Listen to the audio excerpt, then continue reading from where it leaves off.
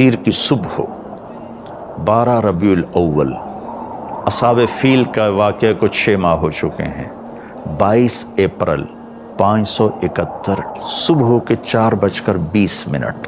یہ 4:20 میں اس لیے کہتا ہوں کہ 22 اپریل کو مکہ میں صبح صادق کو 4:20-22 پر ہوتی ہے۔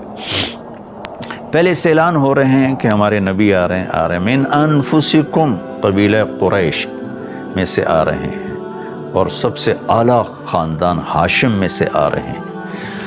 تو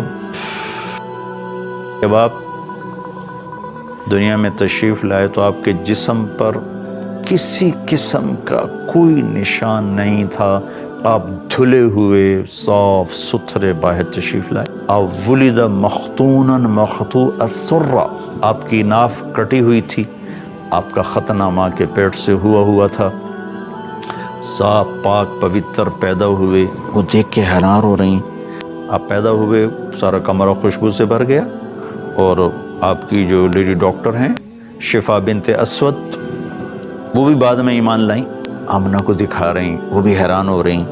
تو ماں کے پہلو میں لٹایا، جو ہی پیچھے ہٹیں تو آپ نے کروٹ بدلی، پورے سجدے میں گئے، فل سجدہ کیا لمبا۔ ماں بھی ڈر گئی، دائی بھی ڈر گئی۔ پھر اس کے بعد دونوں ہاتھ کا سہارا لے کر یوں پوری چھاتی اوپر اٹھائی، اور الٹے ہاتھ کا سہارا لے کر سیدھا ہاتھ اٹھا کر شہادت کی انگلی کو آسمان کی طرف بلند کیا، تو ایک دم نور ہی نور پھیل گیا چاروں طرف۔ اور حضرت آمنہ فرماتی ہیں کہ میں نے ایران کے، شام کے، حیرہ کے محل دیکھے، تو وہ ڈر گئیں، بچے کو اٹھا کے گود میں لیا، تو ایک دم سارے کمرے میں ایک دھند بھر گئی، جیسے آج کل دھند ہے 2 فٹ پہ نظر نہیں، دھند میں سے ایک آواز آئی، طوفوا بہ مشارق الارض ومغاربہا، اس بچے کو مشرق، مغرب، شمال، جنوب سب پھرا دو، لیعرفوا باسمہ ونعتہ وصورتہ، تاکہ کل کائنات جان لے ان کی ذات کو، ان کے نام کو، ان کے صفات کو، اور یہ جان لے کہ یہی ہیں جن کے پیچھے چل کے منزل ملے گی، ان کے ہاتھوں میں ہاتھ دیں گے تو اللہ تک پہنچیں گے، ورنہ بھٹک جائیں گے، دنیا بھی برباد اور آخرت بھی برباد۔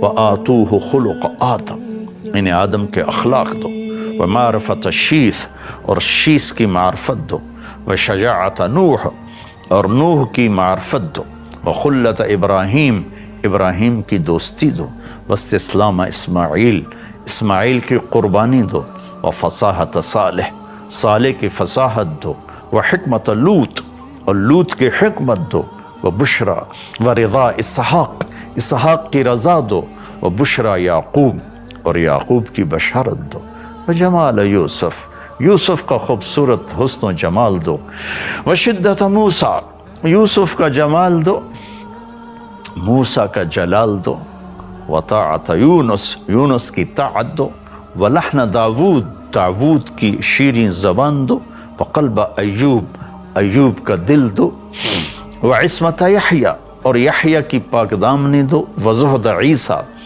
اور عیسیٰ کا زہد دو، علیہم الصلوات والتسلیمات، واغمسوہ فی اخلاق النبیین، اور تمام نبیوں کے اخلاق میں، اس تمام نبیوں کے اخلاق اس بچے کو عطا کیے جائیں، ان اخلاق میں اس بچے کو غوطہ دیا جائے۔ یہ آواز آئی اور ایک دم بادل چھٹا، تو حضرت آمنہ فرماتی میں نے دیکھا میرے بچے کا چہرہ 14ویں رات کی چاند کی طرح چمک رہا تھا، یہ آپ کی آمد ہے۔ زمین آسمان میں غلغلہ مچا ہوا تھا، ایک ساری دنیا کے بت زمین پر گر گئے۔ ایران کے لوگ آگ کی پوجا کرتے تھے، تو 1000 سال سے ایران میں آگ کے پجاریوں کا راج تھا، تو 1000 سال سے آگ مسلسل جل رہی تھی، اس میں اود کی لکڑی ڈالی جاتی تھی اور اگر کی لکڑی اور ڈالی جاتی تھی، ایک دم آگ بجھ گئی۔ ایران کے بادشاہ نوشیروان نے محل بنایا تھا قصر ابیض، اور وہ اتنا ایک دم اس کے 14 بڑے بڑے برج دھڑم سے زمین پر گرے۔ ایران کا بادشاہ پریشان ہو گیا، اس نے اور اس کے وہ پجاری نے آ کر کہا جی آگ بجھ گئی، ادھر 14 برج گر گئے. انہوں نے کہا یہ کیا ہوا؟ تو اس نے ہیرا کے بادشاہ کو پیغام بھیجا کہ کوئی آسمانی کتابوں کا عالم بھیجو. تو انہوں نے ہیرا کے پادری عیسائی پادری عبد المسیح کو بھیجا. اس نے بات سنی، کہا جی میرا علم اتنا نہیں، میرا ایک ماموں ہے شام میں رہتا ہے، میں اس سے پوچھتا ہوں. اس کا نام تھا سطیع. شام پہنچے، وہ اس وقت نزع کی حالت میں تھی. تو انہوں نے اس کو ہلا کر وہ کہ سطیع میں آپ کا بھانجا عبد المسیح آیا ہوں. ان کی آنکھ کھلی، دیکھا، ان کے بتائے بغیر فرمایا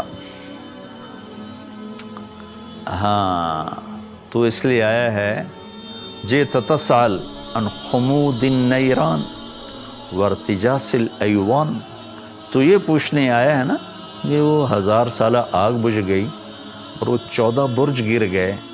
کہا ہاں یہی پوچھنے آیا ہوں. فَإِذَا ظَهَرَ صَاحِبُ الْحِرَابَ وَفَاضَتْ وَادِ السَّمَاوَ وَغَادَتْ بُحَيْرَةُ صَاوَ وَكَثْرَتِ التِّلَاوَ فَلَيْسَ شام لِلسَّطِيحِ شام وَلَيْسَ فارس لعبد المسیح مقام، کہ اے عبد المسیح ایران کے بادشاہ کو پیغام دے دے کہ آخری نبی ظاہر ہو چکے ہیں.